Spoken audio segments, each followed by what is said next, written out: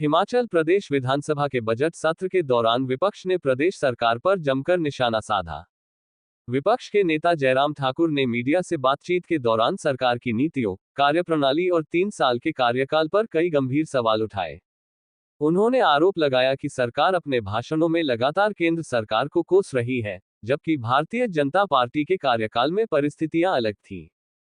उन्होंने कहा कि इस बार सरकार के पास जनता को बताने के लिए ठोस उपलब्धियां नहीं है और पूरा भाषण आरोप प्रत्यारोप तक सीमित रहा। नेता प्रतिपक्ष ने कहा कि बीते 4 साल में सरकार कोई बड़ी उपलब्धि हासिल नहीं कर पाई है। प्रदेश में नई योजनाओं का अभाव रहा और कई संस्थान बंद कर दिए गए। उन्होंने ये भी आरोप लगाया कि राज्य पर कर्ज बढ़कर करीब 1,10,000 करोड़ रुपए तक पहुंच गया है, लेकिन इसके बावजूद विकास कार्य नजर नहीं आ रहे। ठेकेदारों को लेकर भी विपक्ष ने सरकार को घेरा। उन्होंने कहा कि पिछली सरकार पर ठेकेदारों को खुश करने के आरोप लगाए जाते हैं, जबकि उस समय बनाए गए भवन जनता की मांग और विधायकों की सिफारिश पर बने थे। विपक्ष ने सवाल उठाया कि जिन उद्देश्यों के लिए ये भवन बनाए गए थे, वर्तमान सरकार उन्हें पूरा क्यों नहीं कर रही और कई संस्थानों को बंद क्यों किया गया।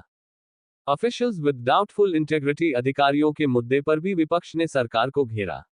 उन्होंने कहा कि ऐसे अधिकारियों को सेवा विस्तार नहीं दिया जाना चाहिए था और यह भी सवाल उठाया कि विस्तार के बाद उन्हें जो जिम्मेदारियां दी गईं, क्या उन्होंने उन्हें ईमानदारी से निभाया। राजनीतिक माहौल पर तंज कसते हुए नेता प्रतिपक्ष ने कहा कि वे किसी तनाव में नहीं हैं, बल्कि मुख्यमंत्री खुद चिंता में हैं। उन्होंने आरोप लगाया कि सरकार के भीतर ही मंत्री यह कह रहे हैं कि सरकार बनने का श्रेय किसी और को जाता है, यहां तक कि उपमुख्यमंत्री की भूमिका को लेकर भी बयानबाजी हो रही है। पंजाब दस्तक के लिए सुरेंद्र राणा की रिपोर्ट। साफ बात है कि जो राज्यपाल महोदय जी ने अभिभाषण 2 मिनट 7 सेकंड में पूरा कर दिया, उसकी सबसे बड़ी वजह यह थी कि जिस भाषा का इस्तेमाल फेडरल स्ट्रक्चर में इनने केंद्र सरकार के प्रति किया, वो राज्यपाल महोदय जी को पढ़ना किसी तरह से उचित नहीं लगा और इसलिए मैं उनके फैसले को उचित मानता हूँ। हल्की फुल्की बात तो टिप्पणी के रूप में कहीं आती है, कही जाती है, लेकिन आप पैरा 1 से 16 तक लगातार केंद्र सरकार के खिलाफ जो गंभीर टिप्पणियां करके जो है उस अभिभाषण का हिस्सा बनाए हैं, तो वो संभव नहीं था। और इसलिए मैंने इस बात को कहा कि हमने इससे पहले भी देखा, विधानसभा के अंदर कई बार राज्यपाल महोदय जी अस्वस्थ होते हैं तो पूरा लंबा अभिभाषण नहीं पढ़ पाते हैं, वो एक परिस्थिति होती है। कई बार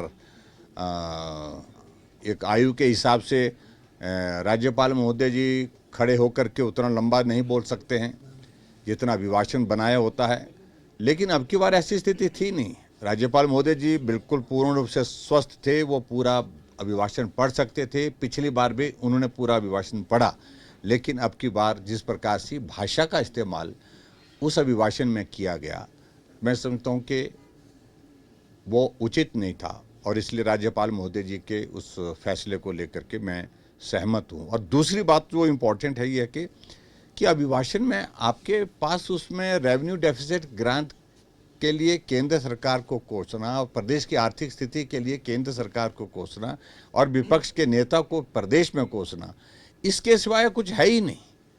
आपका चौथा अभिभाषण है ये, राज्यपाल महोदय जी का चौथा अभिभाषण, यानी कि प्रदेश सरकार का एक डॉक्यूमेंट होता है।